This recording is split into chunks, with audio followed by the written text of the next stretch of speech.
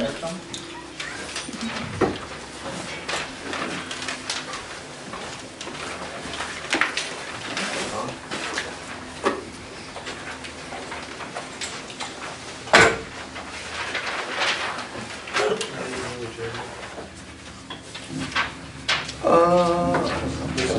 down.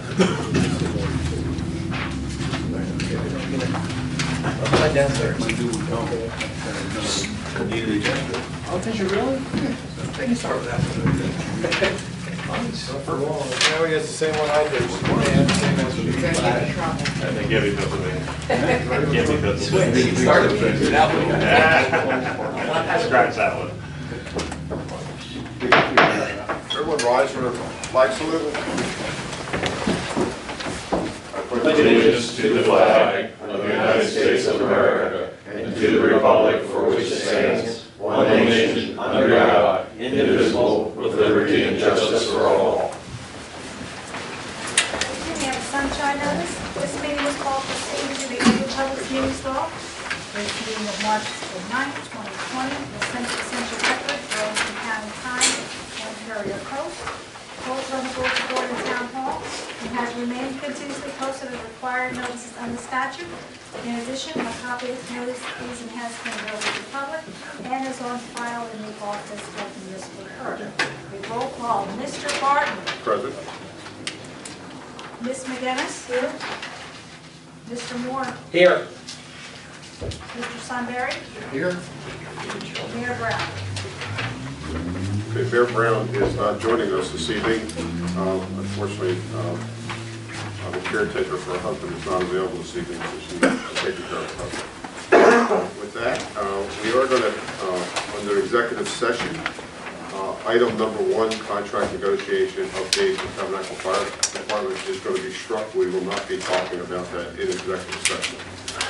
So with that, this is a committee workshop meeting. And we're going to have public comment at this point in time. If you have any public comment, please come forward. There's a podium here. State your name and address, and you will have 3 minutes to address the committee. Mr. Brooks. Thank you. Good evening, everyone. That an honor? Start that. Okay, Stuart Brooks, Moore's Meadow Road. Regarding the agenda, by putting public comment, item 3, the first item after roll call, you eliminated comment on any work that we'll be discussing tonight. That work is the workshop discussion. So I'd like to know what the purpose of the placement at this juncture. What's the purpose of placement putting public comment at this juncture? It would seem as if it's a statement from the committee that there's either no interest in what the public has to say about what we're discussing, or the public has nothing of value to contribute to it. The second comment, although Mayor Brown is out, I'm reminded that when she was committee man, she chided Mayor Lee regarding the placement of the fire truck at the ESB.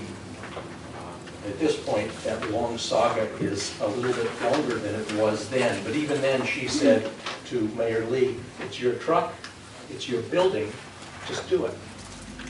At the last meeting, or maybe the meeting before, Ms. Brown said that the placement of the truck was the subject of negotiations. I understand she's not going to comment on negotiations, and you're not going to comment on negotiations. But the newspapers report that there aren't any negotiations going on. My question to you all is, if then Committee Woman Brown was correct in saying it's the Township's truck, it's the Township's building, just why is that not applicable today as she said it was then? What's changed?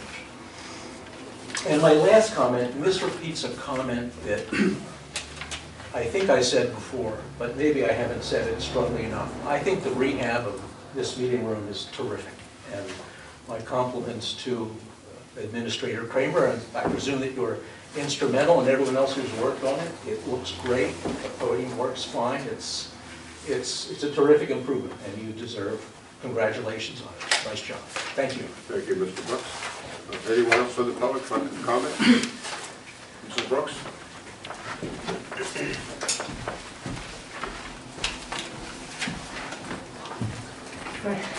Fran Brooks, Moore's Meadow Road, good evening, everybody. And I would like to ditto what Mr. Brooks just said about the room. I think it was lovely restoration. So hats off to everybody who played a role and contributed to making this room as attractive and efficient as it is. Having said that, I'd also like to reiterate the comment about public comment. Preceding committee reports, committee workshop, as well as reports. It's a purposeless position placement. It seems to, or appears to indicate that neither the committee nor the mayor are interested in really taking public comments. Its position is there to discourage public comment. And over a long period of time, Mr. Lang, the Township Attorney Peter Lang, has said that this committee believes in transparency and accountability. And I would like to believe that he is speaking the truth about that, but surely this issue on public comment contravenes that statement. The other thing that I'd like to ask, I would like to ask a question about why you're not approving bills at workshop meetings, and I would look forward to a response to that question when you respond to questions. And I think that's it. Thank you. Thank you, Mrs. Brooks. Anyone else from the public? Chief Kennard?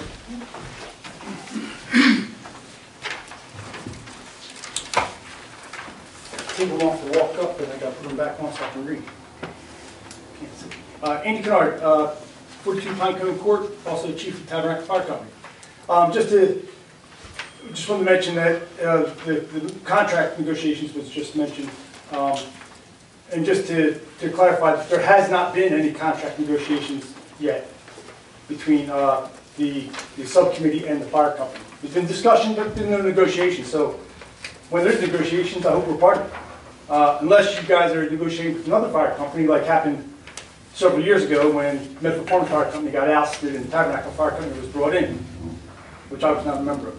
So at the time. So hopefully that's not what's happening again.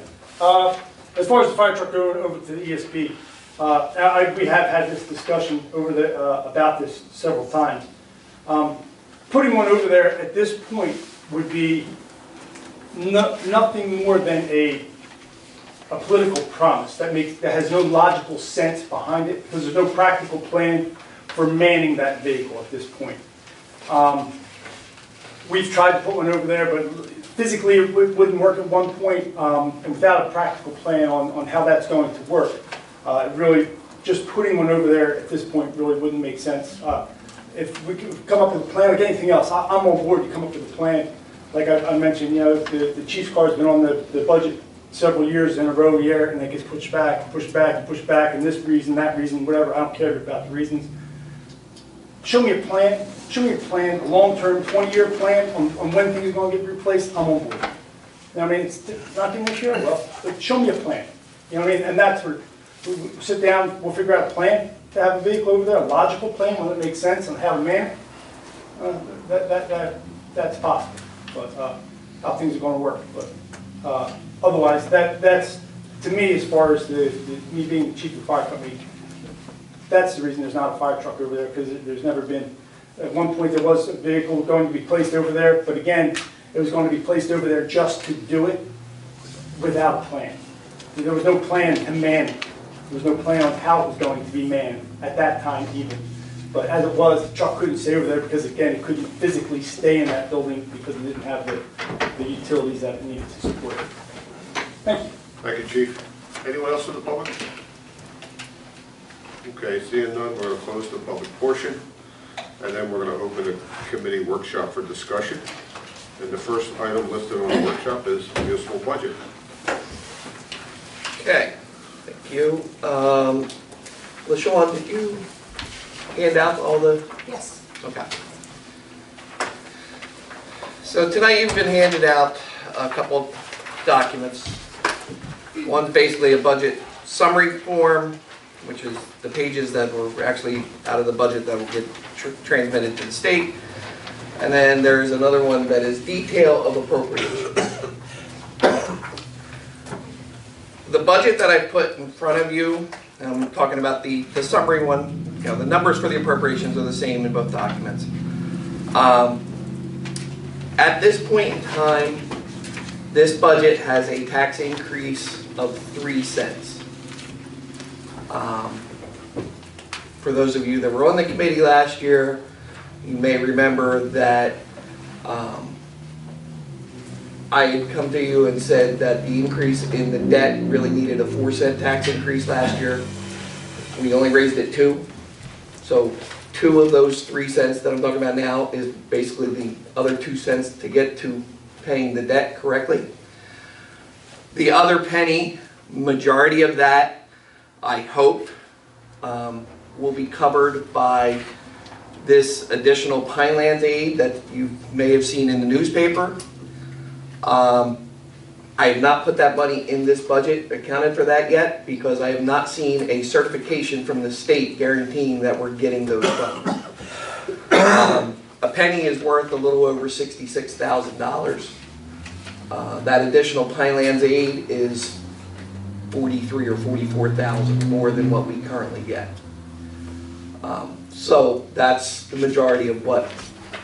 So I would take that, and that would knock down that 3 cents to 2.3, 2.4 cents. The significant increases that are in here, it's this year we had to budget for court operations for an entire year. Remember last year we did not move to Woodland Township until July, so we'd only budgeted for a half a year there. It does have increases in public works for equipment, which Doug can, what were those items for? It's about $25,000 additional in those items. We're looking to add an aerial lift, hook lift body for our hook lift truck. And we're looking to replace our 1998 pickup.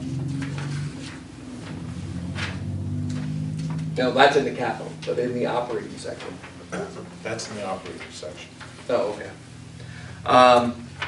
There is additional monies sitting or appropriated this year for engineering, only because there are 2 DOT grant projects that for Oakshade Road that we have to yet do.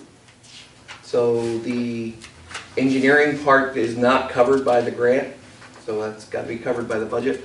And there's potentially 2 more. 2 additional. We are waiting for the final approval for the Community Development Block Grant to upgrade the wheelchair lift and also bring the bathrooms into current compliance with the ADA requirements. That's the first one, and the second one is that we've received, as I spoke last meeting, preliminary approval for a municipal park recreation grant from the county, and they're supposed to be awarding the second round here shortly, and we hope to have them look at the rest of our grant application from last year. So they're the 2 potential. One will know sometime in April, and I'm going to guess the other one will know sometime closer to June or July. Yeah, so for engineering, we're budgeting $160,000. Just for your information, for 2019, our actual expenditures for engineering were almost $140,000.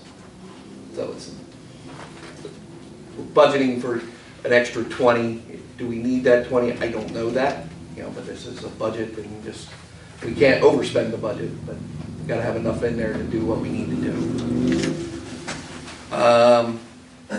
Within this budget, and it's, you know, salary and wages are not actually tackled until after a budget's in place. There has been enough put in salary lines to give up to a 3% increase for employees. Also in the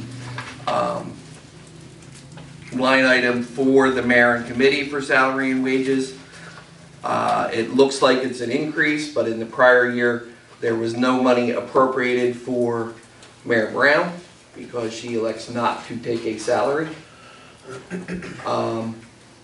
That's not being fiscally responsible, because if, for whatever reason, if Mayor Brown has to step down and someone has to take their spot, we have to have money available to pay them.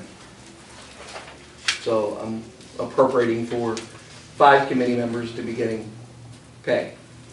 You know, if she's here all year and she doesn't take it, it's just not spent.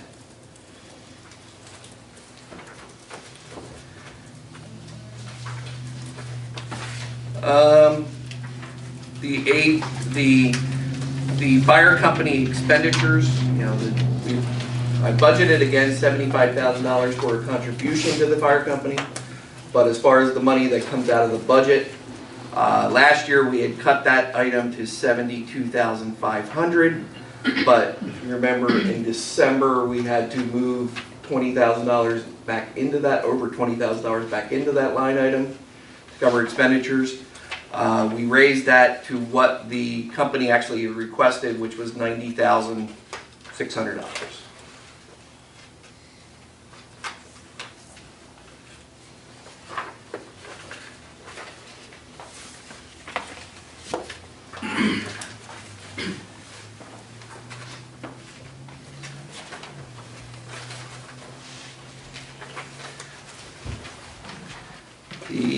Within the capital section of the budget, this is not the capital budget, but the capital section of the operating financial budget, we did put aside $65,000 again for capital improvement fund money, which is, the capital improvement fund is basically the down payment on a future ordinance. That's where you have to have a bank of money to make those down payments.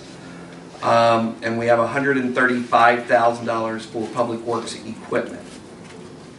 That's a little slight increase. Well, it's an increase there from, we had $92,000 in 2019, which was for a truck. Yes. This $135,000 is for the aerial lift. Right, an aerial lift. And the replacement of the 98 pickup. Right. As of now, there's only one DOT grant that's in here, because that's all that we had as far as grants go. But grants don't really affect the budget because we have a revenue and an offsetting appropriation.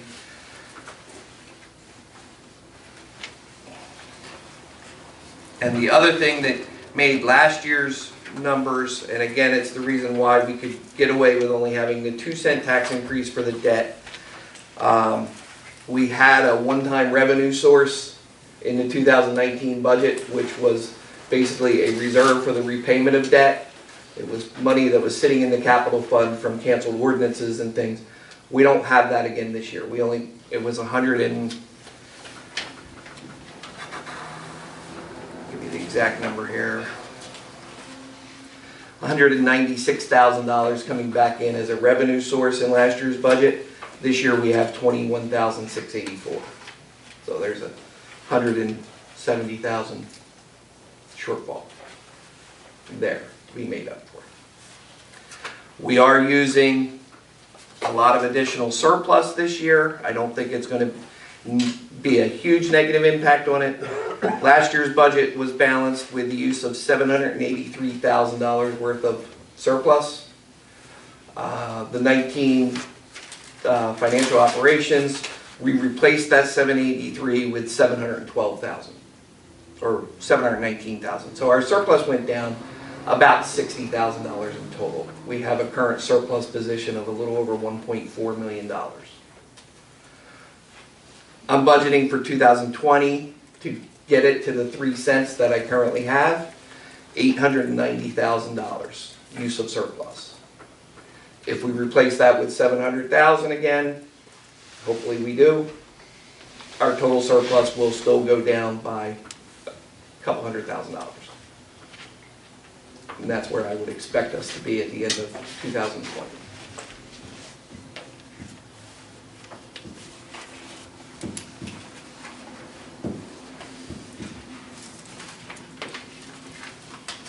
I talked to the state today. Hopefully they will have the state aid certifications out. Well, they said today or tomorrow. Well, I checked when I got here and it's not out today, so unless they're gonna do it later tonight. But we'll see if they actually have that, because until we have the state aid certifications, I cannot guarantee that what the governor has reported and what the newspapers had last week and about the pilot money for the Pineland towns to be true or not. You know, I'm hoping that we get the same state aid that we've gotten in the past.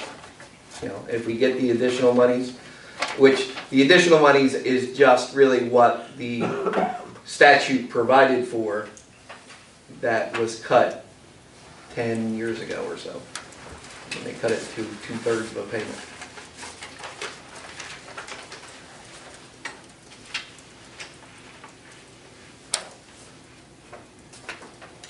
Proposal is to restore some of those funds, right? His proposal was to restore all of them.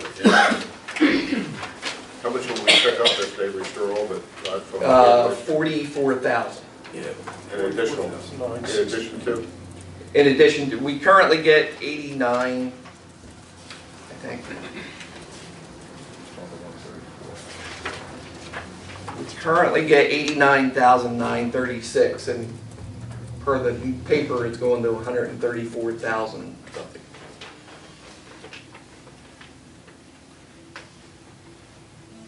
And the principle of that was we were supposed to be getting $20 for every acre Preserved land to of make preserved, up for the tax. preserved land, state-owned land. To make up for what otherwise may have been paid in taxes. And so, because a way of reducing the impact on the communities, and so that, in that sense, subsidize the preservation area. So Christie, I think 10 years ago, when times were tough, unilaterally took that money away, and it appears they're talking about potentially restoring it. So. That, they took the utility tax, right? I think we haven't got the utility tax. No. I know the. Well, they tell you that it's built into, we do get energy receipts tax. We do get that. Not all towns do. For whatever reason, I don't understand the state's computations. We get, in total state aid for operating purposes, in 2019, we got $630,161. So if we do get the additional 44th, it will be about 675,000. Although if they do what they've done in the past, it's that extra $44,000 will get cut from their energy receipts money. Because that's normally what they do.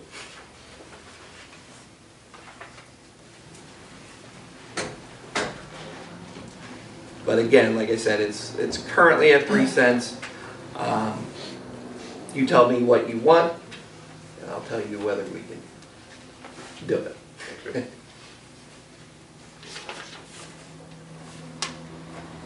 Anyone from the committee have any questions of our CFO? We saved a lot of money this year on snow removal, right? Well, that's true. Hopefully we don't have to use it though in November and December of next year. Because that's all still the same budget. The other thing that we will be doing before we introduce this budget, or at the meeting when we introduce, we will, or my proposal is that we will also do the cap bank ordinance, and it just allows us to, even though we don't have to appropriate all of it, but it allows us to bank up to a 3.5% increase on operations. And it's just, you want to bank it just in case there's something that, a special project or something that you want to do in a future year. If you're limited to what a 2% increase or a 2.5% increase, you don't have the ability to increase your appropriations to cover a special project. Even regardless whether you have the surplus to do it or not. So Ron, for the benefit of the public and the committee, could you go over the timeline and schedule for the budget? The budget is, you know, if you approve it, we can introduce it at next month's meeting, or at the next meeting in 2 weeks or whatever it is. Basically, then there will be a public hearing on the budget at the regular meeting the following month. So if we introduce at the regular meeting in March, at the regular meeting in April, there'll be a public hearing on the budget where the public gets to question, make statements, whatever, and you can adopt the budget at that meeting. And that keeps us within the time frame that DCA wants us to maintain. Right now, DCA would like you to introduce a budget by the end of March or the next meeting thereafter. So we could get away with doing it at the workshop meeting in April if you so choose. But that puts the adoption in May then, because we'll be Correct. 28 days between Yes, there must be 28 days between introduction and adoption. the adoption.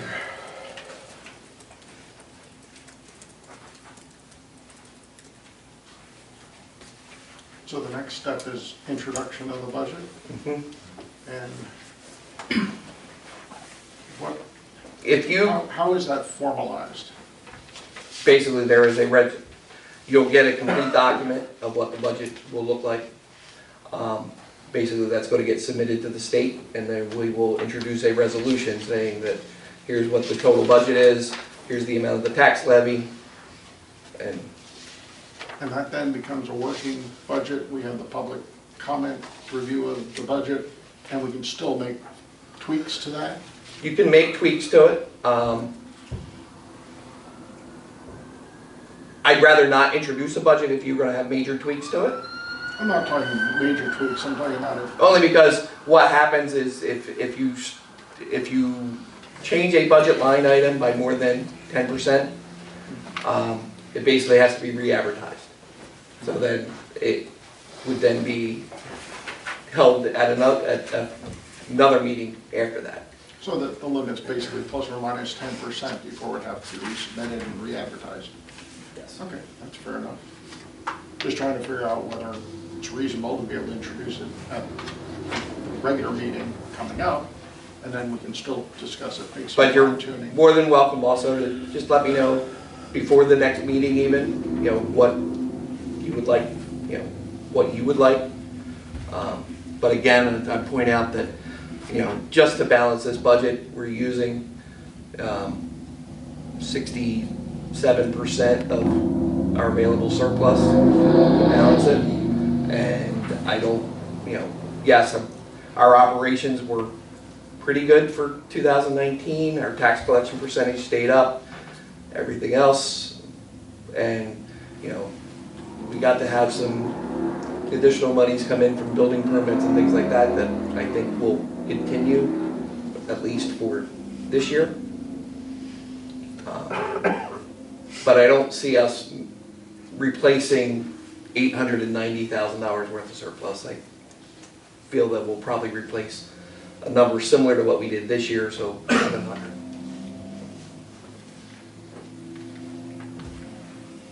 Yeah, I'm sure we can't afford to sit here and go line item by line item through, so got some homework to go through this whole thing.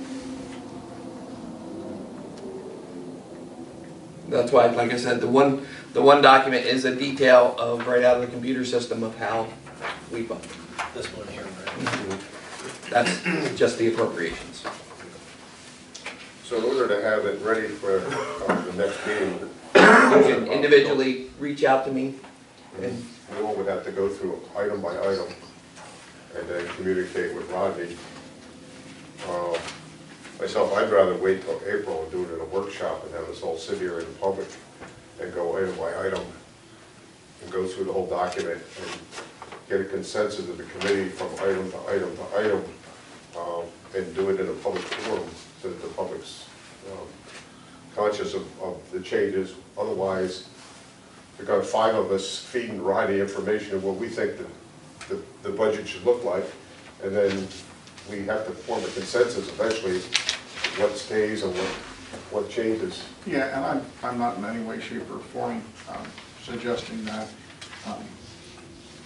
I think it's great if we all go through it, and I think it's more efficient if each of us reads through every line item by our own and perhaps highlight line items that we'd like for discussion. I think it would be extremely tedious to do a reading of every single line item, but I'm willing to commit to reading through this and highlighting anything that I have concerns or would like to discuss in an effort to do it in an efficient manner. And again, it's just when you go through these, you point out that, sometimes, we could cut some of these line items, but it's also, that's how the surplus gets replenished, by not spending the budget. If you don't have it in the budget, we can't spend it, obviously. We can't overspend a line item during the year. And we may or may not have money available that we can move around at the end of the year. Because we can make budget transfers in the last 2 months of a year, but if there's no money left over because we've spent all the budget, there's nothing to move. When will these documents be made public? They're here at a meeting, so they can be public, Okay.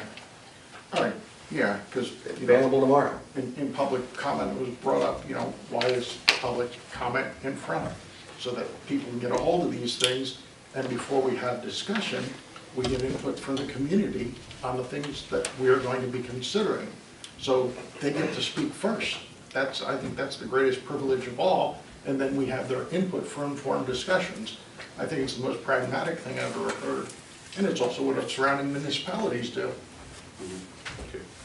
So if everyone's okay, I would suggest we look at it ourselves, highlight the areas that you have concerns with, and at the next workshop, we won't have to go item by item, but we will hit every concern that all 5 persons have, and we'll see what I would suggest, though, if you do highlight areas, let me or Doug know so that we can have the information available, so that at the meeting, when you want to discuss it, we Okay. can have details of what makes it up. Anything else from the committee on the budget? Doug, do you have any comments? I think Rodney's done a very good job of putting this together and keeping it within an acceptable increase, and we're hoping that we can continue to get the increase in funding that the governor has said that he's going to provide. That puts us back very close to what we knew last year it was going to be a 2-cent increase this year based on what we needed, the 4 cents we needed last year when we did it. So I think that combination works well, but we're always welcome to hear any suggestions or questions you have on a particular line item. We can address that and make sure we have answers for you at the next meeting. Okay. And Doug, replacing the 98 pickup truck doesn't require much discussion, but an aerial, which we've never had. So could you help the committee and the public understand why we need an aerial and what it would be used for? Okay. We bought a hook lift truck a couple years ago. Would you explain to everyone what a hook lift truck A hook is? lift truck is a changeable body truck. One chassis, we use multiple bodies on it. We have a container to clear up debris. We have a V-box sander to salt when we snowplow. We have a chip box on it that we use when we do brush collection. And what this would be, another body with the aerial lift mounted on it. It's it's not a very high aerial lift. It's only 40 foot, which sounds high, but in the configuration of how you use it, you can't go 40 foot straight up in the air and accomplish anything with it.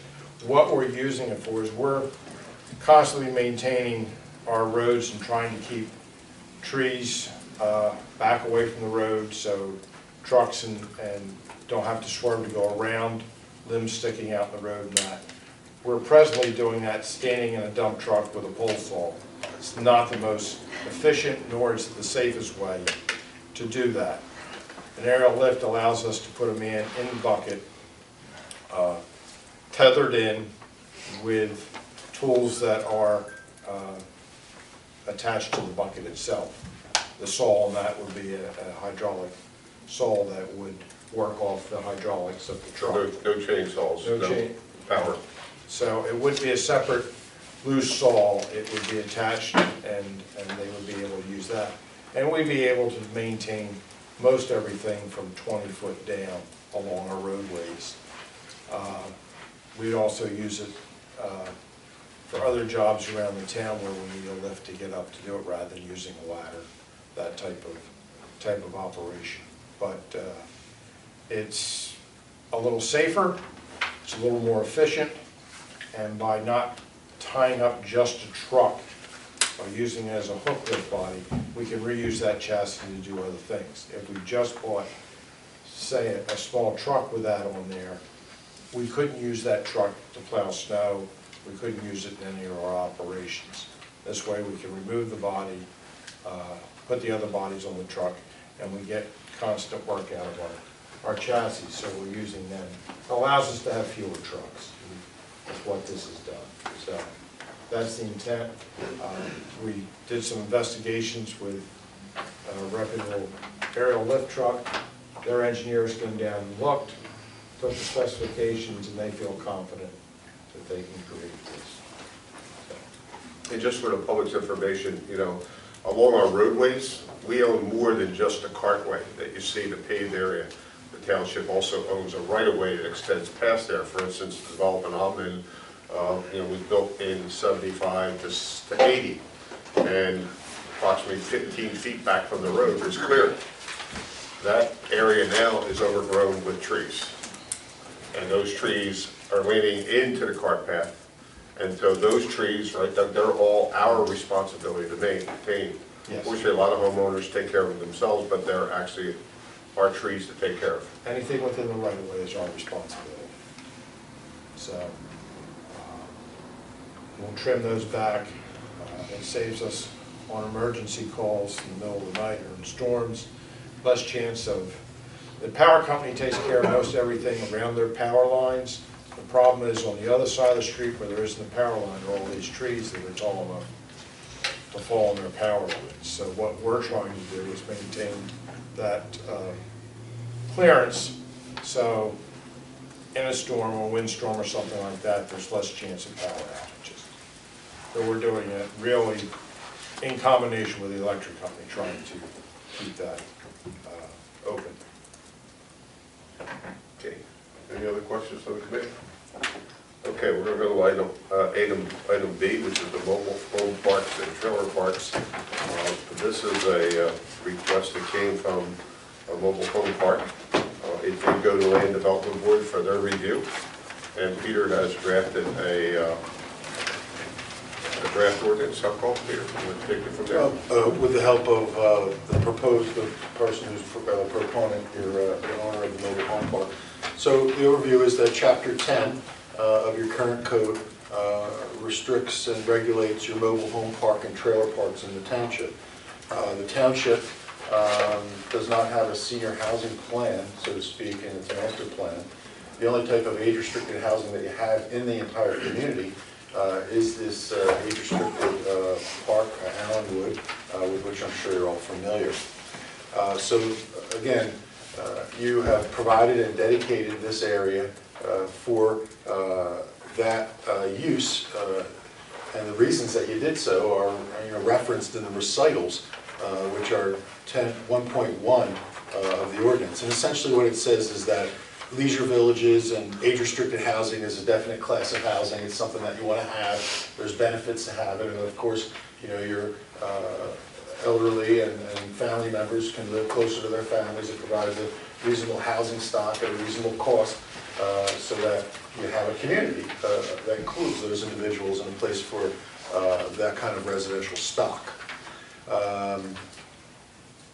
the reason that you have essentially utilized it in the form of a mobile park was one of the opportunity was there, I think, that it was used that way in a large degree before and predating the original regulation. And because it's more affordable. A lot of people can't afford, after retirement, on a fixed income, a permanent single-family dwelling on a residential lot. You have very little or no real high-density housing stock. So it also allowed that to be affordable for those senior individuals. It also recognized early on that there is no senior park within reasonable proximity to the township, and so you ultimately found the merit in proposing it and providing such regulation many years ago. The definitions define a senior citizen as someone who's 55 years or older. That's relevant because you have federal housing regulations that have to be complied with in order not to be discriminatory in their nature. And so the current ordinance also satisfies those requirements, given the exceptions that were adopted to the federal housing statute in the 90s, I believe it was. So that's the overview. You have an important stock of residential housing that you recognize is appropriate and needed by the community. It's affordable in the form of mobile homes. And the owner there, some months ago, had requested some relief from those restrictions. Relief that can be granted without running afoul of federal regulation. So you can have these suggestions become law and still be compliant under federal law. And what was really driving, I think, the request was the idea that there's aides, that people need people to take care of them in their older years. And so you can make exceptions and allow that type of change. When they originally got the proposal from the owner of the park through their council, the matter was referred to the Land Development Board because under Section 26 of the Municipal Land Use Law, your Land Use Board should comment on consistency, whether or not any zoning restriction is going to remain substantially, if there are changes that are made, would those changes result in a substantial modification of the purposes and intents of the master plan, or would it be substantially consistent? And that's what Section 26 does. It brings your planning board, or in your case, your land development board in to say, hey, we looked at the overview here, we looked at the restrictions, we've compared, we've lined it up to the master plan, the different zones in the master plan, the purposes and intent espoused in the master plan, and we find it to be substantially consistent or inconsistent. In your circumstance, since there are no specific provisions in the master plan that talk about senior housing, it wasn't substantially consistent or substantially inconsistent, but they nevertheless decided that they'd make some recommendations, which are mostly policy considerations and not a referral. So what they've suggested in their report to the committee dated April 28, 2019, what they suggest, don't confuse that with what they think you need to do in order to remain consistent with the master plan. They've already said there's no impact on the master plan because your master plan doesn't really touch on that. But nevertheless, since you sent it to us, we'd like to have a voice and say what we thought as the Land Use Development Board based on this, in reaction to the specific proposals. And so they did that after passing a resolution finding that there wasn't any inconsistency. They made certain recommendations concerning the items that are requested for modification. And so what I'll do is I'll just go over those individual recommendations, which they find to be acceptable, again, from a policy standpoint as opposed from municipal land use law standpoint. They indicate that the occupancy of any senior mobile home park shall be limited to persons who are 55 years of age or over, and that's what your current statute says.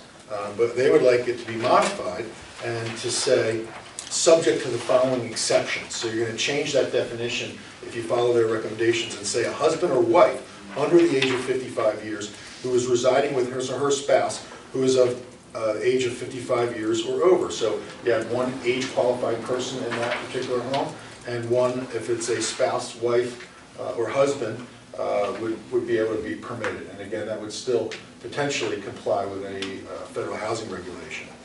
They would also say that the following should also be an exception, and I should mention that the board didn't have any qualms, I think, with making these recommendations. Adults under 55 years of age, if it is established that the presence of such person is essential for the physical care of other occupants of age 55 years or older. So there's your caregiver, okay? A person who, and it's highly qualified as to what is recognized as a caregiver. They would have to meet certain requirements as detailed in the ordinance. But in essence, you would have the luxury of not having, to have every resident in the mobile home be age qualified, and one could be a dependent caregiver. The third request, again, that they did not have any difficulty with at the board level was that the following exception also be added. Adults under 55 years of age who, because of physical or mental disability, are dependent upon and under the supervision and care of the occupant or occupants of the age of 55 years or older. So sort of the inverse of the dependent care situation, but rather where the other person is dependent on the care of the age-qualified resident. So A, B, and C were all found to be acceptable and recommended as from a policy standpoint by the Land Development Board. Now, D, they didn't like at the Land Development Board, and I can't say I disagree with them, because what it essentially does is it allows someone who may be inappropriately there to stay, and it essentially gives them a period of time to vacate, and it kind of, I think, ameliorates the owner's responsibility for strict compliance.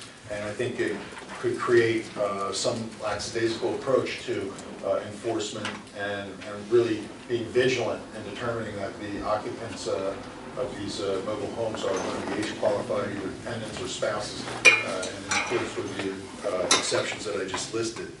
So basically, it says, adults under 55 years of age who are presently occupying a motorhome in a senior citizen mobile park as a result of misstatements by the licensee or a predecessor of the licensee or the legal representative of such licensee or predecessor shall be permitted to remain and such occupancy at the licensed premises for a period of 3 years from the date of the adoption of this subsection, notwithstanding the fact that such adults do not meet the requirements of subsection A, B, or C. So it's kind of grandfathering in people that shouldn't be there already. And the federal law is pretty clear on that. Not only does the owner have to be responsible for making sure that they comply with these restrictions, but also requires an annual sort of audit and questionnaire be taken out, census of those, to make sure that, and to assure the township and the federal government that those individuals are age qualified or otherwise permitted under the ordinance. This would kind of vitiate that a little bit, and I'm not sure what the justification for doing that would be. All other occupants who do not fall within either category set forth in A, B, and C of this section or of this section shall be deemed to be in violation of this section and shall obey to remove such violation within 6 months. All that does really is ameliorate, as I said, their compliance requirements. Right now, they could get a zoning ordinance violation if it was found out that people were there that shouldn't be there. And they do have obligations under the federal law to make sure that doesn't happen prophylactically in advance.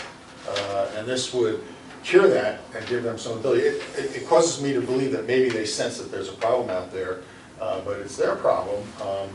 They've known all along what the requirements were, and they should be vigilant in dealing with that. So the board also, though, did recommend that you consider adoption of that the age requirements set forth here and above are not applicable to all resident park managers, maintenance staff, or other employees of the park.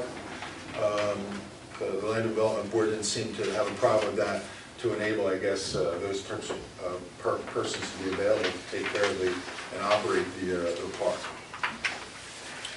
The next section that was requested to be modified by the owner of the park was that in no event may persons under the age of 21 be permitted to occupy the mobile home. So they intend to restrict that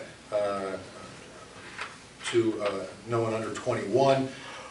And then G, caretakers are not permanent tenants and must maintain another permanent address in the event of the passing of the tenant. Caretakers will have 90 days to vacate the mobile home.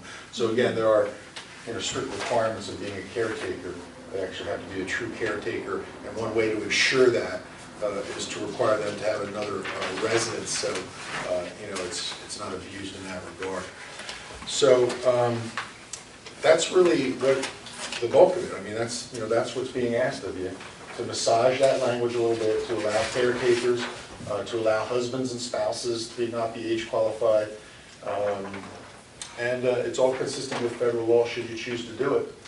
My recommendation would be, I think the same as the Land Development Board. I don't know why you would modify the requirement that's been in existence for decades, which they're already supposed to be vigilantly monitoring and complying with, and adopting Section D, so.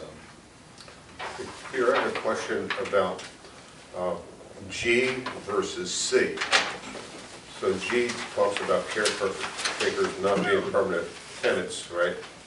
Yet in C, what we have is we have the caretaker being the senior citizen taking care of someone disabled under the age of 55. So what happens, God forbid, if that caretaker no longer exists to take care of that person under 55? And how does this ordinance resolve that issue? Well, it's not a caretaker in the sense that, as we talked about, let's see here. In C, actually, the caretaker is the senior citizen, right? Not a qualified party. So if the qualified party no longer existed, how do you handle the person who's under 55 that has some type of needs? So B is adults under 55 age if they establish that the presence of such persons is essential for the physical care to be the caretaker, right? C is the inverse, as I indicated, and you're asking how would that be affected by G, right? Yeah, G, and the fact that if the senior citizen was to no longer exist, how do we deal with the person under 55 who has needs in a mobile park? Well, they actually, at that point, would be qualified, nor would they really be an appropriate candidate for the mobile park, right? Because if they have needs that require constant care, and a qualified caretaker usually would be maybe a parent or a grandparent, and that person is lost to them, you know, they would potentially, I guess, the language could be construed such that they could find another person, right, above the age of 55, who could then have partial residency there with that person, but it wouldn't be able to be a full-time residence under the current language. Yeah, so what I see is I see that G really applies to B, right? So that the caretaker is taking care of someone and they're under 55, right? That in 90 days they have to vacate and have another residence. You know, I don't see that for C. The opposite, when that happens, do we need a... They're differentiating between caretakers and residents, Joe. So in the two cases, B and C, they're talking about occupants taking care of occupants versus a caretaker being someone who is not an owner-occupant, but a person hired to provide care on the premises. I understand Mr. Barton's concern. He wants to be clear, though, and you're correct, I think, in your interpretation, Mr. Sunbury. So what we could do is we could just indicate, we could add the same language, that at that point they would have to vacate within 90 days, unless they were able to find a caretaker over 55, yeah, right? In which case they would be then qualified and could remain. They may inherit it, in fact, and be able to find such a caretaker, but that caretaker under the existing language still wouldn't be able to be a permanent resident. Yeah. So what you're saying is just make it clear that if they don't end up obtaining that person, that they have that 90 days as opposed to having to be a zoning violation immediately upon losing that caretaker. So it is a slight nuance that we could... Yeah, in all probability, I mean, it could be a parent taking care of a special needs child, right, that's under 55. Yeah, I think that's the intent of that provision. So if the parent no longer exists... They would be making provisions for the care of the child, not, I mean, if they know they're on their way out, or they should have a will or a special needs trust, something to help take care of them, you know. So Bob, think about if that scenario was to happen and the child inherits the property, right, but they're not qualified to live there. That's not something that would normally happen. Usually, you'd be making I deal with a lot of these situations in my day job. So usually what would happen is provisions would be made for either another family member to assume care, have them move in with them. The property would probably be liquidated and put into a special needs trust, and insurance and other assets would help provide for their care. But you usually would not take a disabled person and transfer ownership, because then usually they'd be on Medicaid. Those assets would all disappear to Medicaid rather than being protected in the trust. So there's real world versus, the hypothetical in here. Personally, I don't see an issue with the way this is written, because people would be trying to make provisions. It probably would not be a normal situation for somebody who's extremely disabled and needs full-time care to inherit the property on their own. That would be a really mean thing to do to your child that you love. I'm thinking more not of someone that is like SSI qualified, but someone who maybe is functional but needs assistance. Maybe they can't drive. Maybe they work part-time. Maybe they only work for minimum wage. But they need to be cared for by someone else, but they're highly functional. And, just how, if it's in there and it's covered, Peter, I'm fine. If not, do we just add a section that says, under section C, if something was to happen, then they also would need to either replace the caretaker with someone that was qualified, or they'd have 90 days to. Within 90 days, same qualification that would apply to a younger caretaker for an age-qualified resident or owner. So I think you're both right, and I think Mr. Barton would like to say, hey, let's just make it clear that within 90 days, if you lose your caretaker and you can't find that person a replacement that qualifies, then they'd have to vacate the mobile home. And Bob is saying, well, that's going to happen by itself, but Yeah. Okay.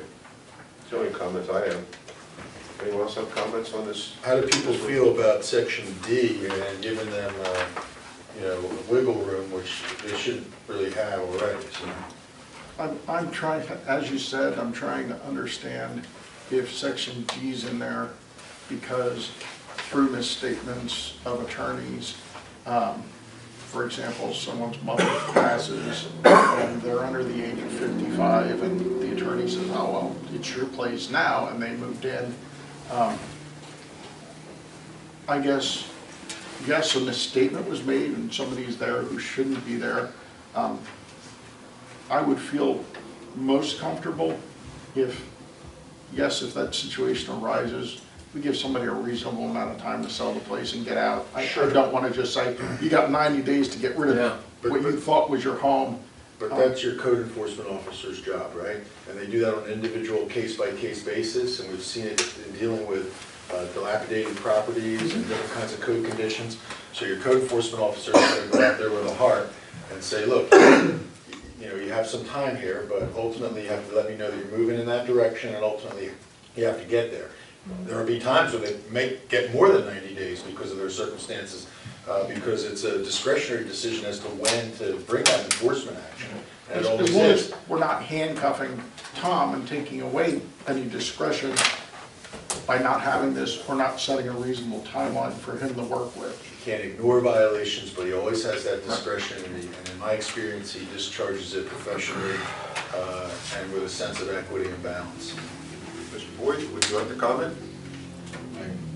Thank you for Mr. Lang's comments. Okay. Thank you, Tom.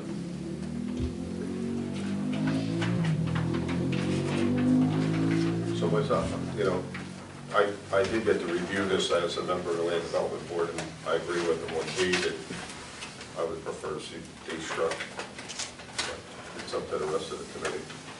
And if there's a consensus, maybe somebody could make a motion, and we can see where we stand. If in fact you want to go forward, we can introduce this on first reading at the regular meeting and move it forward without section D. We're with section D. We have an opinion among the committee. Where are you at on D, Bob? Do you think we should give them that latitude, or do you think we should give it in the hands of our trusted zoning officer who already has that discretion? That's a leading question, sir. And I'm sure you know those well.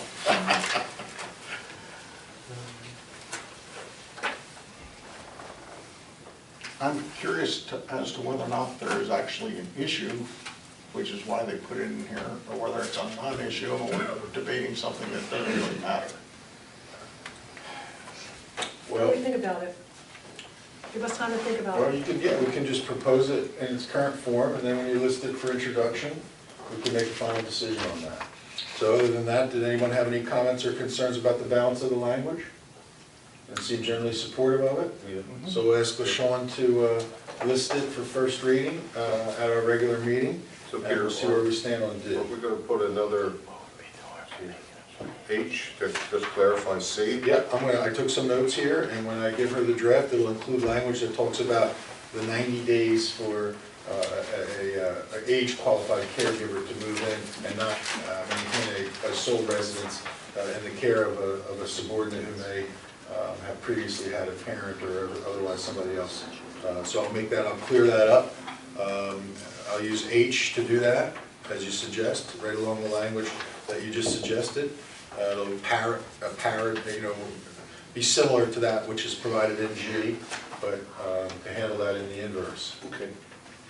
Any other comments from the board? How about the professionals? Any comment from any of our professionals or staff? No?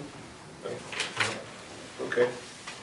So Peter, you'll have this ready and it will be Have it ready? on our agenda for the next meeting. Yes, sir. Okay. Thank you. Okay. Next item is C, which is revised sign ordinance. So also included in your packet is Chapter 17, Section 22, and other related sign regulation included in the zoning ordinance. So the overview of the sign ordinance is that every commercial property is entitled to one pylon or freestanding sign with size and height restrictions. Every commercial industrial property is entitled to have a placard sign or building sign, one sign, subject to size and other restrictions. But a couple of things are, I think, curious about the ordinance, and specifically Section 17-22.12, where it talks about off-site commercial advertising signs. So when your ordinance was adopted, the regulation indicated that there would be no outdoor off-site commercial advertising sign be permitted, except that which was existing as of January 14th, 1981 in the regional growth area. So you grandfathered some signs that may have been principal uses or otherwise in effect at that time. And then you also made an exception for agricultural establishments, and I'm going to suggest that those are commonly what you see leading up to the farm stands, and white corn, Jersey corn and tomatoes, and some of them get a little aggressive where they're a mile down the road, but you establish some fairly rigid requirements with respect to the placement and use of that signage, which I think is applicable today. The fact that you grandfathered only those off-site commercial advertising signs that existed as of January 14, 1981 tells me that you wanted, or the Township Master Plan wanted to not permit such signage, okay? So there's no provision for such signage as a principal use on a property. Only would you be entitled to a commercial advertising sign on a pole, often referred to as a pylon sign or even a monument sign, unless it was associated with an industrial or commercial use, and there was no principal use associated with signage, except for those that were grandfathered. So Nancy raised the issue because it has an impact on our businesses. There's limited visibility throughout the town for commercial uses that may exist in town. It's difficult to bring attention to them, and I don't think Murphy's is the only one. But Mr. Murphy has sent us an email, which I had been able to review today, wherein he indicates that he would like to have, in essence, he comments how he is a responsible and valued member of the community, which certainly he is, and their business is, and it's been a great amenity since it was finally came along, and it's used by everybody in town, including myself. And I'm sure everybody would like him to continue to be successful, so that it's a viable business for all of our convenience. And so he's been, I think, frustrated over the years, I could take from his email, with an inability to obtain some identification out there on 206 to say, hey, you know, those that are driving by to the shore, there's a grocery store for those items you just now realize you forgot, you know, a couple hundred yards down the road. Because of these restrictions, he doesn't have to do that. He can't do that. Now, he could come and seek a variance with respect to a specific piece of property if he had a location where he could establish that there would be a zoning advancement, the purposes of zoning would be advanced in some way, as you hear at the Land Development Board, and that it could be done without any substantial detriment to the zone plan, the purposes and intent of the master plan. So if he had a particular site involved, he could go and seek a variance. That variance process usually involves an application, an attorney, a lot of times a planner. You provide renderings. You know, you try to detail for the board what the impact or what the impact is not on a variance from the code requirement. In this circumstance, it would be a sign. Or you could, you know, consider changing the ordinance to allow such signage on 206 with certain restrictions. I'm not sure. I wish that we had an idea from Mr. Murphy where he'd like to have that sign.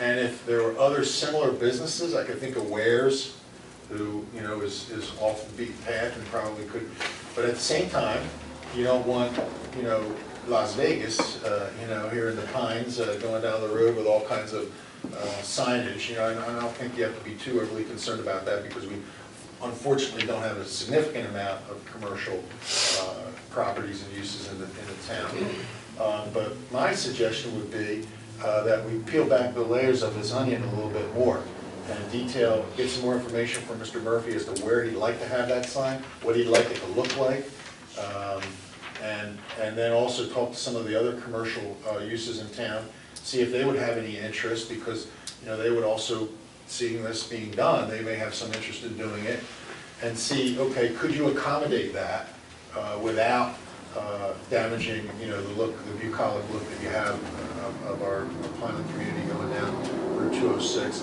And then that'll give you a feel for, well, should we ask them to seek a variance and invite that, encourage them, hoping that the board would find the merit in that application, and talk to them about how much that would cost and amplify the process for them, or to say, hey, you know, this could end up with maybe a little too much demand, which I'm not sure what you'll find that, but I think you should really look at that hard before determining what the remedy is. You know, what kind of businesses would use it? What is the availability? Where would they like to pursue to be placed? And then what is the best way to accommodate that, given your goals and the specific idea of what businesses would benefit and may be interested?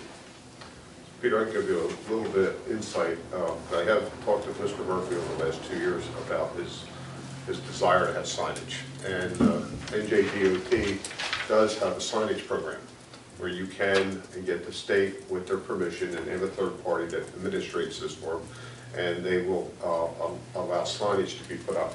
They have very strict criteria for that signage stuff. It's kind of, I want to say, it's just solely catered for fast food, but there's certain criteria. You know, you have to have restrooms, you have to have fast food, you have... I have the statute from You have the statute, from the state. I'll Yeah. pass it down, so Okay. you can take a look at it. Yep, and unfortunately, thanks for bringing that up, because I had this from online, but I didn't. Unfortunately, in the facilities that are ineligible for what they call the TODS program, which is the Tourist-Oriented Directional Sign Program, supermarkets are listed as one of the ineligible, along with us as a town hall. There's the hospitals, a lot of different facilities, but they do allow restaurants.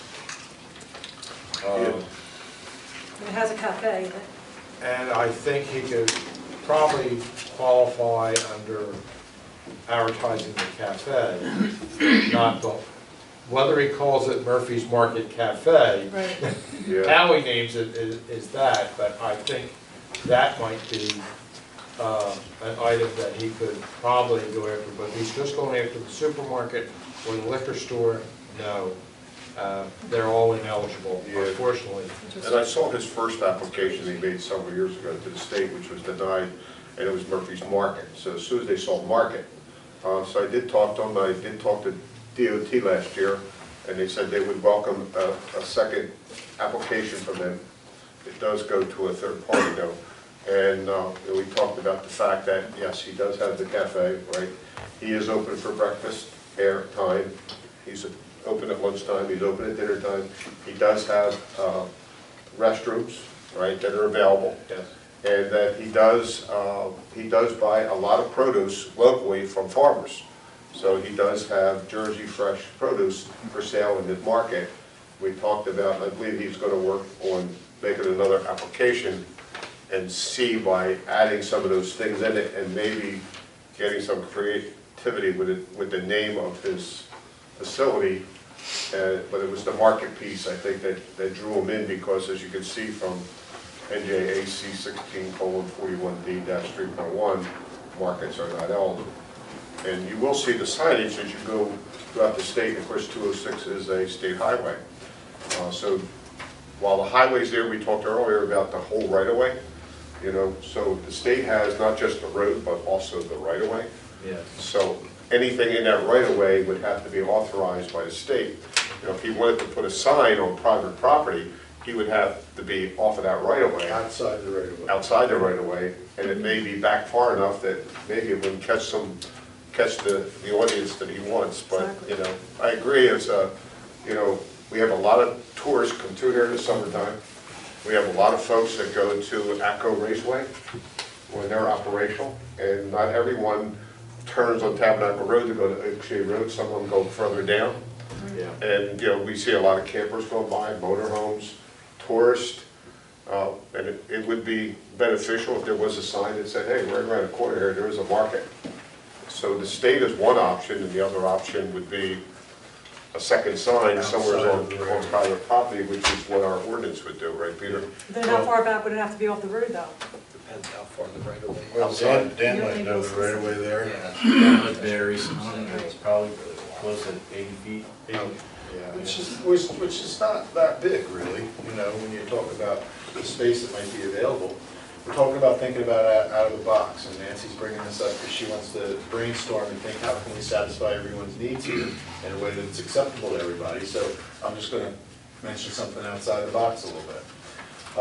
How many of you have seen the Wawa sign in Hamilton that says, "Welcome to Hamilton," beautiful stone monument sign in front of the brand new Wawa? You know, something like that, you know, outside of the right-of-way might be attractive to Mr. Murphy because it's a monument sign. It's so impacting that you notice it because it's aesthetically pleasing, your eye is drawn to it, and maybe, you know, we could talk to him about potentially approaching property owners that could accommodate that, and also design it in conjunction with a Welcome to Tabernacle sign that gives you some identity as well there. Because I think the Wawa sign and the Hamilton sign is pretty slick, and it looks really nice, and I think it elevates, you know, the community on some level because it's such a, you know, beautiful monument sign, and it's, you know, Hamilton in gold, you know, brass letters, and of course Wawa got what they wanted out of it too, but Hamilton got something too. So, you know, that would be much more expensive for sure. But I think the kind of sign that you're talking about alternatively in the right-of-way is more or less the little signs that you see on the side of the interstate as you're heading towards your exit. Okay, and that might be enough for him. He might say, well, that's really all I'm looking for. Or he might say, well, you know, talking to advertising professionals and marketing people, if I could get a monument sign, maybe I'll help out and brand the community, and we can come up with a sign that maybe, you know, does something for Tabernacle as well. Lets people know that they're in Tabernacle and reflects positively, you know, on your township as well. So that's why I think we need to kind of pull back the layers of this onion and try to get some more information to get some direction. Yeah. So Doug, who controls the right-of-way. So the state controls 206 in their right-of-way, so nothing we do by ordinance matters in any way. No, they have And- specific rules on outdoor advertising and billboards. And Bedford Lakes Tabernacle Road, is that the county, or are we County allowed? on this side of the highway, township on the other. Okay. But if you're asking him to have an agreement with a private property owner and that's what you're going to allow, that's something completely different than allowing a sign in the right of way, because you're opening up Pandora's box on every business who ever wants to put a sign in the Oh, I township think right of within way. limitations, But right now, the state takes care of billboards in general, right now. That's why the 81, the January 81 number is when we came in compliance with Pinelands. So that was really based on what the Pinelands regulations were, and they seem to fit with ours at the same time. So you've got Pinelands to work through. Whatever we decide to do is going to go to Pinelands, and they'll review for that. and since it's master plan, does also involve the LDB reviewing any change? Yeah, if you're going to change it, that's There's where layer you're. upon layer There'll be upon a section layer. 26 referral, the same thing that we just talked about with respect to mobile house or age-restricted housing. It wasn't as applicable with age-restricted housing, but yeah, they would probably make a consistency determination up or down. Nice.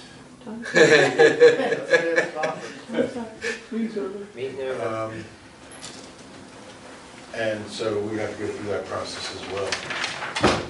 Because I'm in favor of doing something. I think Ron was looking for like the blue signs, you know, like a half-mile upward, a half-mile downward, so people coming through know that they can make a right turn at the light or a left turn going north and go get something to eat over at Murphy's. If he's putting in another application, I guess the question is, does it help if we send a letter of support for him? Yeah, can we do that? Because When he I have puts no his problem next sending them. application in, would it be helpful as the township committee, put a letter of support in for That we his desire, cafe? them to support his request. I have no problem with that. I mean, if there's a consensus, what we can do is we can draft a letter and have the mayor sign it. If we all want to sign it, we can sign it. And, see if in his next application, if we can have some success. And if you want to look at the sign ordinance, I think you've got, I think Peter's right, you need to talk to Mr. Murphy, see what exactly he's looking for and whether the Land Development Board and you are in agreement to try to make the change and start the process. And if it'll go to Pinelands for review and you'll get your answer back from them. You just have to be careful, whatever changes we make to the sign ordinance applies to everyone, Yes. not just Mr. Murphy. So, Or you can invite him to come in and seek a variance. yeah. Yeah, no, I think our Which sign may be ordinance. an easier one-on-one situation. These ships are passing in the night, I think we need to have a direct and develop a conversation with Mr. Murphy, what exactly do you want and why, if these are the options. And that, obviously, you'd like, I think the sense is you'd like to satiate him, and I understand why. So I think it starts with him identifying exactly what he wants. He may not be aware of the other options. He may not even have thought of those other options. I also think our sign ordinance is not kept up with current technology. Exactly. And I think it needs to be updated to be reflective of current technology and make sure it's used appropriately. We don't want to look like the Las Vegas Strip, but, with the LED sign capabilities and such, understand that colors are allowed in 2019, 2020. Yeah, the PIC sign was done by variance. Well, I don't think they should have to get a variance for that type of sign. I'd rather we clean up the ordinance to make these things acceptable. I think you want to be very careful about granting ordinances that allow movement and, the moving, there's a lot of language that talks about that. And if you talk to a planner, and if you're going to consider substantial revisions to the sign ordinance, you ought to talk to Dan about developing your understanding of the impact and the different language that's out there and what you might expect to see as a result of that language. I understand Dan acts as a planner, he's got that certification, and I'm sure he could elucidate that issue quite a bit. That would be fine. I and think that needs appreciated. to be done. Yeah. We can take a look at it. I mean, we're in the Pine Barrens here, we're not in Cherry Hill, we need all the business we can get, all the people coming in and supporting our businesses, so that they'll support our township with their tax money, Yeah. keep our taxes lower. So we need to help the businesses in town. So it's generally the type of signs, not so much the size of the signs, but the type of signs, just being a little more liberal with what's permitted sign-wise. I mean, if you have a sign that changes, so like maybe it's at the school and it says, oh, we're having a car wash for the 8th grade class on Saturday and Monday's a PTA meeting, you know, if it changes a few times throughout the day, that's only going to help the community. Yeah, the changing signs are fine. What you have to watch out for is if they're constantly in motion and constantly scrolling, that can be distracting. But I think it's perfectly acceptable, especially now with the technology, to have signs that, you know, can change, whether it's More than once once a an day, hour right? or, you know, whatever. I'm talking about what Shawnee High School does versus what we do at Seneca. Okay, Shawnee High School, it changes like every 15 or 30 seconds just to give another message. We're static. I think businesses should be able to do that. I don't want dancing figures rolling Right. across Yeah, well, that's the it. screen. It's the animation you want to Okay. avoid. But But let's you can change be the sign. reasonable. We can take a look at the sign ordinance. So Nancy, you're talking more of the community sign? Well, I'm saying more like if a business or the school or whatever wants a sign so they could change, the electronic messages could Yeah. change, and not be, like I know the middle school has to be the same message all day long, and it needs to be able to change. So that they can advertise it. We've allowed Lord of Life Church to change theirs once or twice a day. They have a message in the morning and a message in the afternoon. It's a little better, but I don't know about every 15 seconds. maybe like That every might be a minute or something. bit much. If you're trying to get 4 messages to a car going by at 25 or 30 miles an hour, or 35 miles an hour, it's a distraction. Right. So if it's spaced longer than car, you may only see the one message going by a car, and that's really, I think, part of the distracted driver, that you don't want to create that. You know, I understand multiple messages and that, but there's a fine line between how fast you do it. Right. And I think we have to have some expert opinion on that before we go, say 15 seconds is good or a minute is good. You know, You might want to refer the whole issue to the land use board too and get their input, because ultimately they're going to give you their input anyway, and perhaps have them take it, you know, discuss it, and then, you know, make some recommendations back for your consideration. Then we'll parallel track, go to Mr. Murphy and find out exactly what he's interested in and what he's not interested in. Okay. I would suggest that, you know, we have the, this chapter of zoning, is review it, mark up our comments on it, and at the next workshop, you know, we can go through and any changes we want to make to this ordinance, you know, have a spirited conversation. It is a very conservative ordinance, and it's quite restrictive. And I know, you know, there's a lot of violations out there that a lot of folks don't follow this, especially realtors and developers and things like that. But yeah, we do want to promote business. And we want to do it right. We don't want to, you know, just run rampant. So obviously with Mr. Guzzi's input and that of the Land Development Board, let's try and modernize a little bit. yeah, and as Peter and Dan said, you know, there's always opportunity to go to the Land Development Board and ask for variance for anything major change that they want to have to this ordinance, that they have something very specific in mind and where they want to put it. Then the Land Development Board will look at that and see if the, you know, if the betterments outweigh the detriments and possibly approve it. But Nancy, where I thought you were going with this is possibly maybe a project for a community sign or community board that could be sponsored by businesses that could advertise, you know, graduations, you know, fire prevention week. I know the firehouse puts their own sign up for it, but, you know, for different things that are happening in town, Well, that's kind of Pine why I Ridge wanted to have Festival. the e-bulletin, like, I really want to talk about this meeting, because we had to keep it limited, but have an e-bulletin go out to the residents, they'd be able to get information too. So, yeah, that would be a good idea. I mean, if there was a specific place in town Like town hall. where Right in you the could center put of a town. sign like that, you know, where it would capture the public and where it could be seen with people traveling. I mean, when I look at the, you know, where the most traffic travels across this town is right up here on 206 and 532. You know, there's a lot of traffic travels through there. Or maybe not as much on Hawkins Road, but at least you catch the 206 traffic. It's something we can certainly look at. And thanks for bringing it to our attention. So should I look at, you know, the state highway regulation, the Pinelands, the county, so that I can at least educate the committee on what those regulations are? Well, maybe somebody at the township or otherwise gets in touch with Mr. Murphy, and then while at the same time Mr. Guzzi looks at the sign ordinance overall from a planning perspective. I can talk to Mr. Murphy.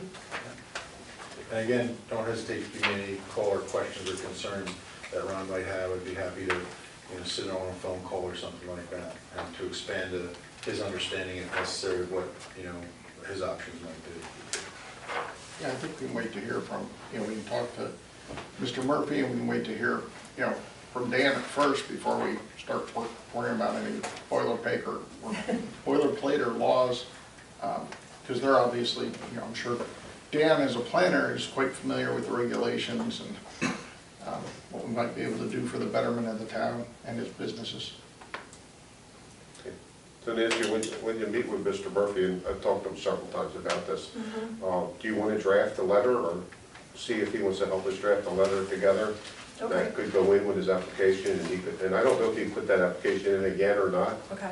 It was probably a few months back when I spoke to him last time about it. Yeah, I talked to him about this about a month ago, and he said he put another one in, because I Okay. asked if there's anything we could do to help. Pretty rigid at the DOT, tell you that. I don't know if Mr. Guzzi wants to. Draft a echo letter that to comment, the but- state? You're saying draft a letter to the state? Yeah, JDOT, yeah.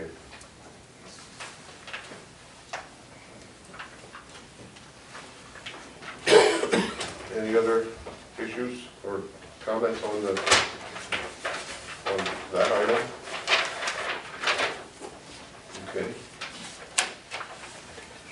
Okay, that is C. We're going to go to D, and there's a request for township meetings to change to the EMS building. And as you know, we had our workshop at the EMS building, and it provided an easier handicap access for Mr. Brown, so he could see his wife being sworn in as the mayor. So anybody want to give some comment on changing the meetings to the EMS building? And the merits of that?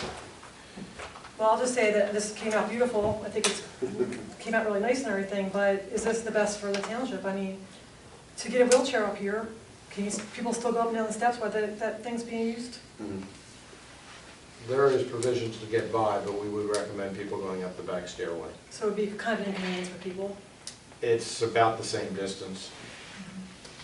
We are in the process of, in the middle of getting awarded a new grant for a wheelchair lift to increase the capacity of that so we can bring up a motorized wheelchair if we need to. Does anybody ever use does anybody ever use it? Yeah, Okay. yeah. It was just an idea, just to make it easier for the residents to get in and out. That was just an idea from me. I definitely think we should have the workshop meetings over there, because having this, like, this That's is, what I was gonna I say, think- the workshop meetings, I think we can be more around, you know, looking at one another, Right, be able yeah, to have like- face instead of going like this, and Nancy looking through me, and me going this Yeah. way, that way. That was gonna be my recommendation. Maybe have the workshop meetings over there, get started, or at least 50%, as long as it's not gonna conflict this year with an already set training schedule or something, if they got I'd training have or to ask something going on. about that, but we have That's two the more big thing. workshops this year. We have one in April and one in September. We could try that out. You do have half the amount of parking there on site as you do here. So the school's available across the street, but that means you're asking people to walk across the street at night versus when we have an overflow here, we use Holy Eucharist and they're walking within the lighted area that we have back here. What is their capacity over there, Doug? Parking, Yeah. 28 outside the allotted cars for the duty crews that are the spots that are for the duty crew and handicap. Yeah, I mean available other than the reserve spots. Other than reserves, there's 28. Okay. And if you take all of us that come, there leaves about 18. When you have a full committee and all the staff that shows up, that leaves 18 parking spots. Yeah, well, last year, and Sammy will tell you, when we did the workshops that we started, we did have Back tables there. together, so we were all facing each other. There was some concern about the sound system and the public being able to hear our discussion. But I like your idea, Sam, and maybe we have the workshops there and possibly to rework so that it is more readily handicap accessible for anyone that wants to come. Yeah, and for, if we need to have executive sessions over there, it'd be easy enough to got put plenty of some type of a rooms. table over at the emergency management office, that everybody could sit around and close the door and have some security, but at the same time, have a place that's more comfortable. Cooler. No offense than Doug's office. Yeah. But at the same time, you know, before moving over there, let's say on a more permanent basis, then let's see if we can get the wheelchair lift replaced in here so that it can handle, you know, the existing chairs of today. I used to go out and do a lot of wheelchair pushes for people that needed to get through nursing homes to church on Sunday. Now we go to these wheelchair pushes, and they're whizzing by us because they all got electric wheelchairs now, but those things are heavy. So they don't need people anymore to push them, but man, those things weigh a lot with the batteries and the motors. That's why we went back to the community development block grant to ask for that. We had asked before and we had some issues with the vendor. So this time we're going out to bid and do it early enough time that if there's a problem with it, then you'll have time to do it.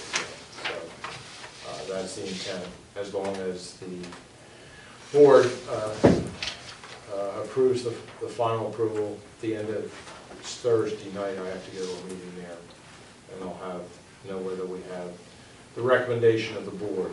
It still has to go before the freeholders, and that's usually by May. And so once the freeholders approve it, then we'll know where we stand with that grant. So you will have some additional costs because when we did this, all the mic wiring is in this unit, so we'll have to buy some additional mics to have the sound system over at the community. Have a good night, Rudy. Thanks for coming. I'm trying to sneak out, you have to say.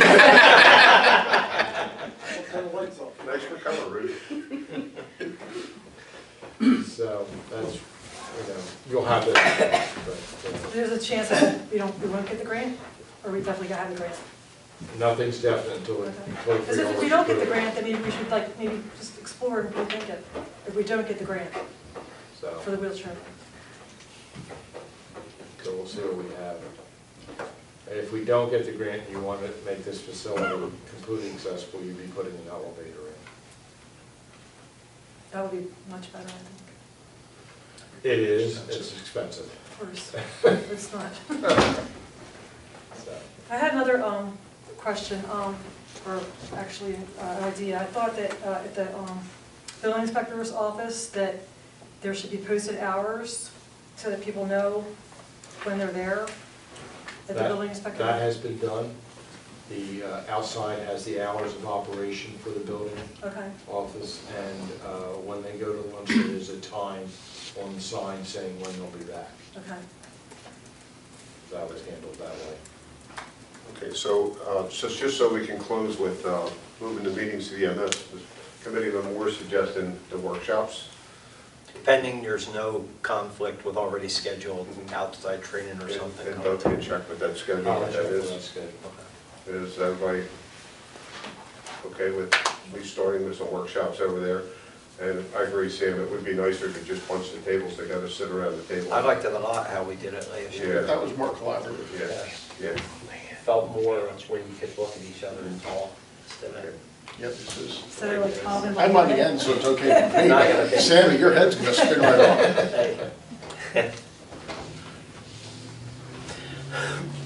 Okay, that completes our committee workshop discussion. I just have one more thing I wanted to bring up Yes, sir. for the workshop, is I just wanted to ask if something we might consider is stagnant liquor licenses.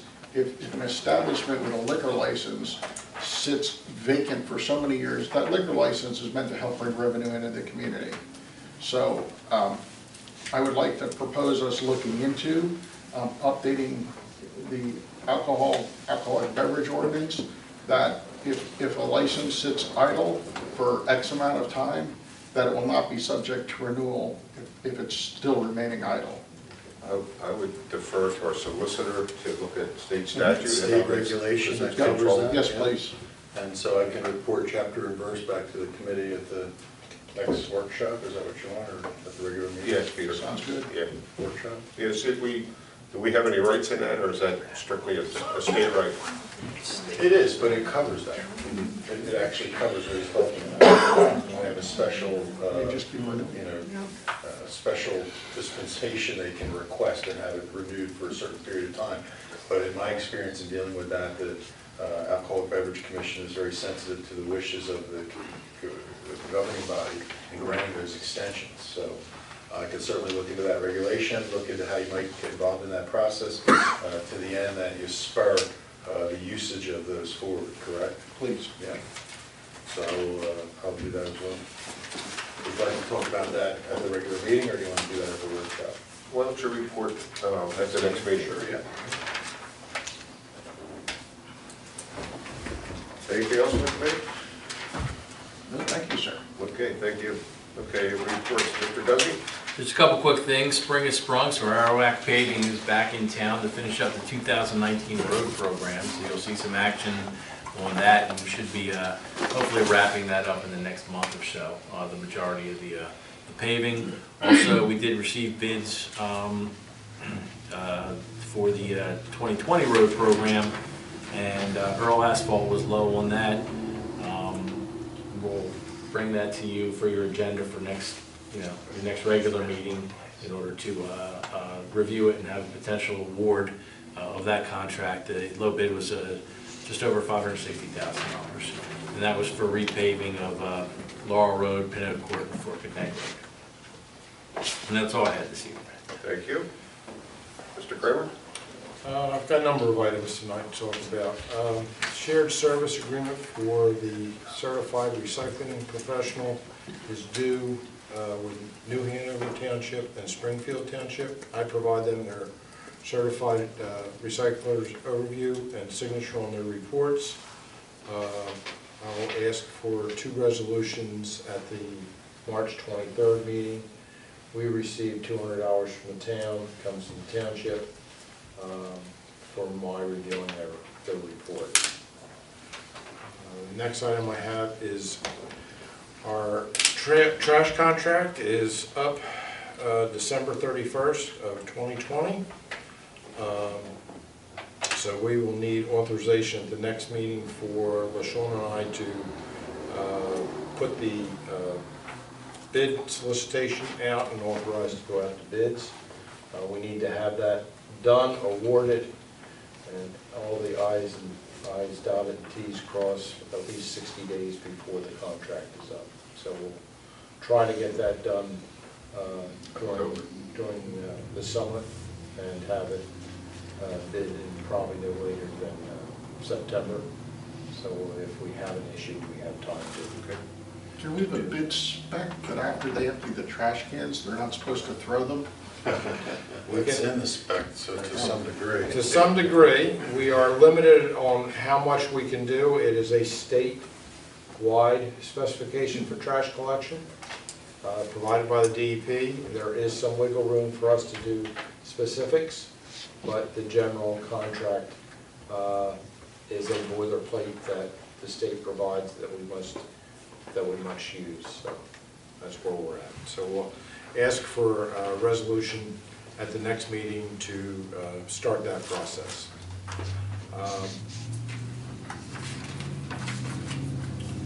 Burlington County has their 911 central communication shared service agreement is up, and we need a motion tonight so that we can have a letter confirming our continued support and use of that program for emergency dispatch. So we will have, if I can have a motion tonight, then we can process this letter, and there'll probably be a resolution that comes back from them once we say the word. Do we have a motion? I'll make a motion. Second? Second. Roll call? Thank you, Ms. Barton. Yes. Mr. McGinnis, Ms. McGinnis, excuse me. Yes. Mr. Moore, Yes. Mr. Sunbury. Yes. Thank you. Okay, anything else, Fred? Yes, we have our 2020 safety contract, which I'll be asking you to pass at the next meeting, and we'll need the mayor's signature, and we'll need the other department head signatures for that, but it's our commitment to the GIF safety program, and provides us with our training and all that. So I'll have that for the next meeting. Also to bring you up to date on what we're doing on our signs. We've been going around the last 2 weeks doing an inventory on signs, cleaning the ones that are fairly dirty, replacing the ones that need to be replaced.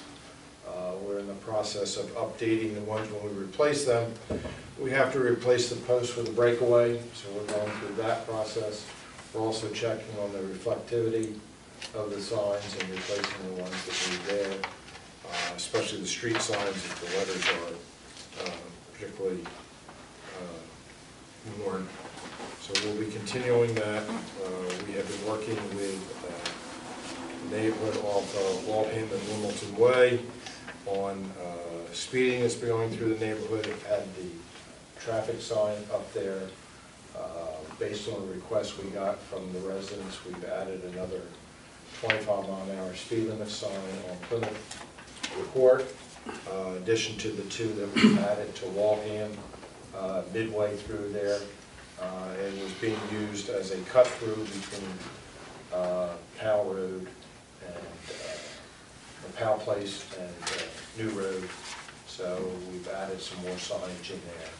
And like I said, we had the the lit traffic sign in there for 2 weeks. We've now moved that to South Park Road for a complaint that we had up there. And we'll be moving that around in a timely fashion. And it has, we've gotten good comments from it being up that it has slowed the traffic down when it's up. So, Good. and I think that's all I have. Okay, Mr. Dwight? I don't have anything in addition. Okay, we've already covered that. Thank you. Mr. Boyd, do you have anything since you're here? No, sir. Very good. Okay, Committeeman Sudbury. Just a brief update, kind of emergency management. We are working with the county on COVID-19, making sure that we have appropriate resources for the fire company and the squad, getting updates almost on a daily basis. But the county is, well, we've got Phyllis Worrell, our deputy OEM, who's a key player in virtual hospital system and at the county in terms of planning and dealing with these things. We had our flu clinic, our pod exercise. So again, if you look at the emergency management Facebook page, we've posted up advice for people, be prepared, not scared. It's using common sense protocols. And again, the chances around here, it can come here. We need to be prepared. The schools are preparing. They're making use of Friday, most of the school systems are actually having an in-service day, at least half a day, if not a full day, to look into preparing to be able to deliver lessons to kids at home, packets for younger kids. But, we're taking this thing seriously, hoping we're not gonna have a major impact, but we'll be prepared if we do. So just letting people know. Thank you. Committeewoman McGinnis? Nothing else? No. Committeeman Moore? Okay. I have nothing to add, but I do have some questions to respond to. Mr. Brooks asked about the purpose of comments before the agenda, and I believe Mayor Brown replied to that in a previous meeting, and I don't want to contradict her. As far as the fire truck being our truck and our building, yes, that is correct. But I know the subcommittee is still formulating their report when it comes to the fire company, and I'm not sure whether they addressed that or not. We'll find out in the report, but when we built the building, the intention was for a truck to be there, but in my conversations with various professionals in the fire company, they have concerns. Would it be the right truck? Do we have the right truck that needs to go over there? And all the things that Chief Kennard spoke about, the logistics. So I would hope that at some point in time, we will meet as a group and we'll talk about that with the fire company and see, does it make sense? Is it something we should do? Or is it something that doesn't make sense?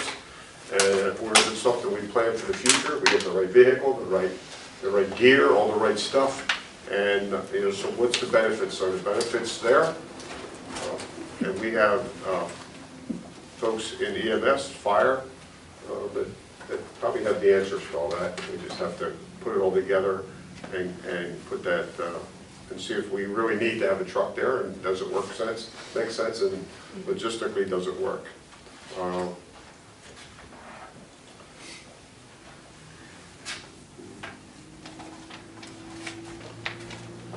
Other than that,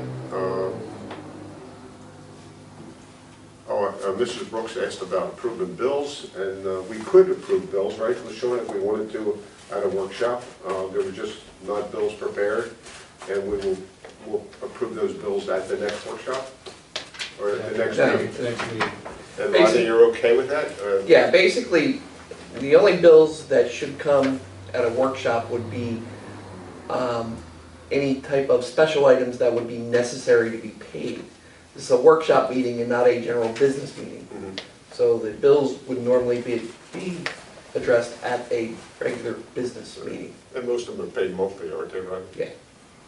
So we do have a regular meeting every month. And if there's something urgent that needs to be paid, I'm sure you'll present it to the committee. Yes. Okay, with that, as I said earlier, we're going to go into executive session. We are not going to be talking about contracts with the Tabernacle Fire Company, but through resolution number CS 03-92020, we are going to talk about personnel matter regarding terms and conditions of the appointment of our township auditor of Coleman, Prenia, and Allison. So I have a motion to go into executive session. So moved. Second. All those in favor? Aye. All those opposed? Okay. Thank you. And we will be back and may or may not take action.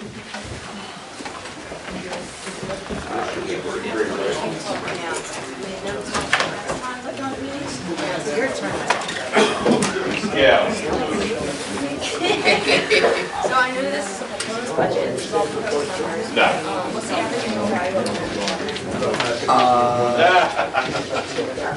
Yeah. Hey, you gotta do this now. It's the new normal, isn't it? Yeah. Thanks, buddy.